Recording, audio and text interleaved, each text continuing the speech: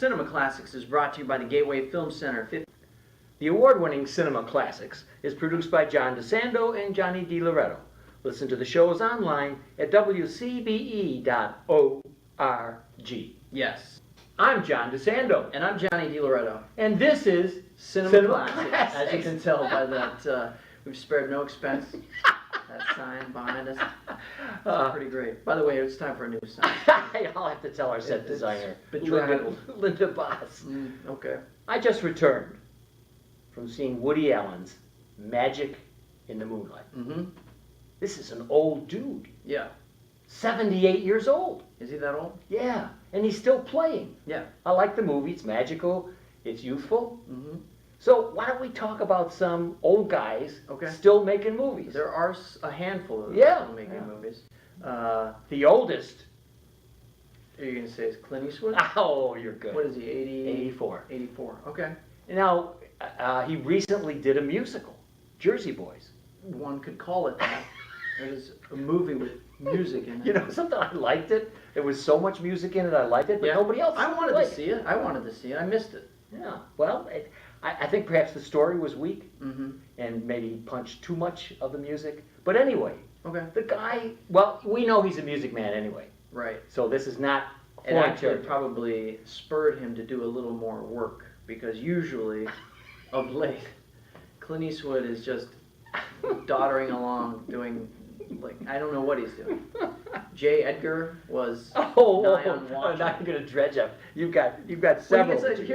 But you know what? I think that's indicative of what we're talking about. These guys get older, and they're sort of running on fumes. And you know, like there's not a lot of heart in the work. Something like J. Edgar is soporific, you know. Yeah. And there's no passion in the compositions. You know, look at a movie like when you go back and you look at Unforgiven and you see how carefully shot each scene is. Yeah. And the compositions are beautiful, and the camera is moving when it needs to move, and characters are coming in and out of a shot in a sort of meaningful way that moves the story along. And then you just see something like J. Edgar, where he's just slapping rubber on these guys' faces and throwing them into this.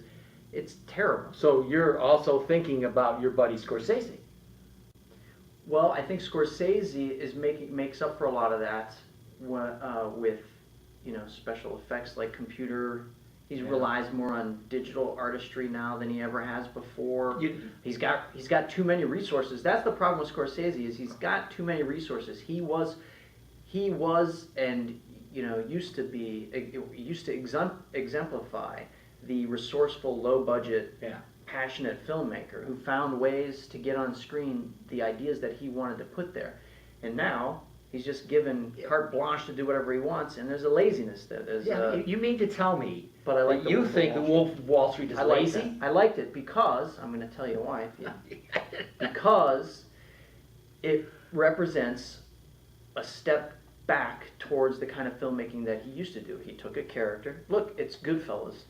Yeah. He took a character that was essentially wanted to be a part of this world that he was an outsider to.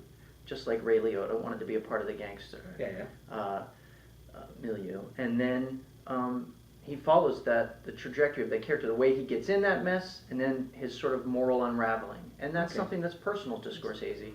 And it's not a film like Hugo that relies a great deal on, you know, 20-minute tracking shots and sentiment, and you know, which I think is not bad at all, even for an old man.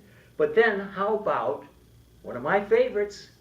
Great film, no one has seen, Venus in Fur, Roman Polanski. Yeah, I don't even think Polanski has seen it.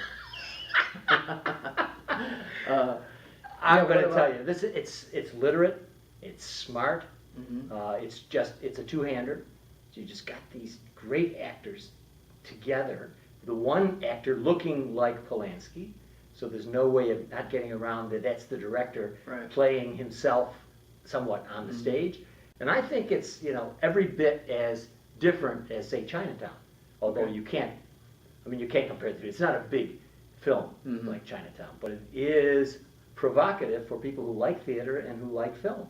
It seems that Polanski is entering this phase late in his career where he is exploring the theatrical. You know, he recently adapted Carnage. The stage Right. play, Yeah, thanks. which That's good because it's a good. Yeah.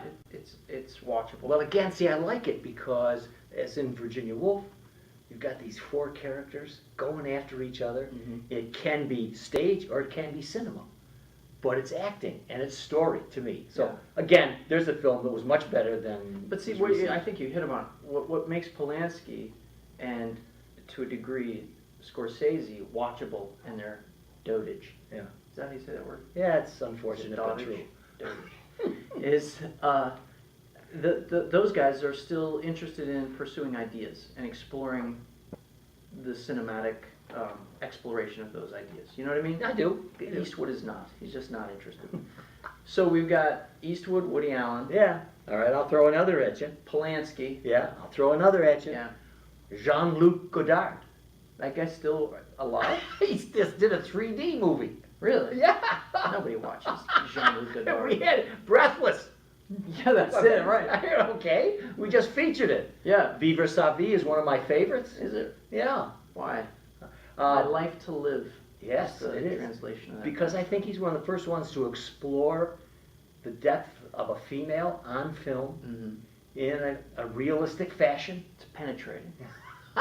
Very good.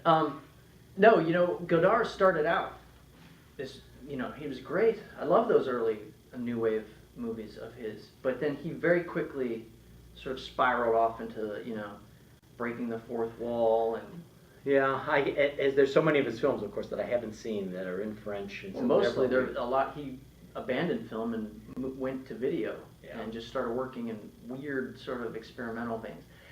So I don't know that whatever he's done recently, but that's silly. That doesn't count. Give me another one. All right, here's another one Yeah. that you might not think of, but he's 76. Mm. Ridley Scott. Ridley Scott. All right, Yeah. this is our Blade Runner guy. What is the last good movie Ridley Scott made? Well, it's certainly more. It got to be more than Alien, right? It's got to be. Gladiator? Gods I and don't even like Kings. that. Gods and Kings. Is that new? Yeah, That's not even out yet, John. that's the new one. That's the new Okay, he's now producing mostly films. For one. example, Well, most recently he made Prometheus, which was a major disappointment. Because he refused to make a genuine Alien prequel, and so he hedged his bets and everybody lost. Ridley Scott is a stylistic filmmaker. I still think he's capable of good things, but I think haven't seen it. he has a vigor and a willingness to try different topics that make him not a person I look at and say, hey, he's getting old. I just think he's trying new stuff, and yeah, you can't always equal Blade Runner. Yeah. In fact, you'd be like chasing yourself.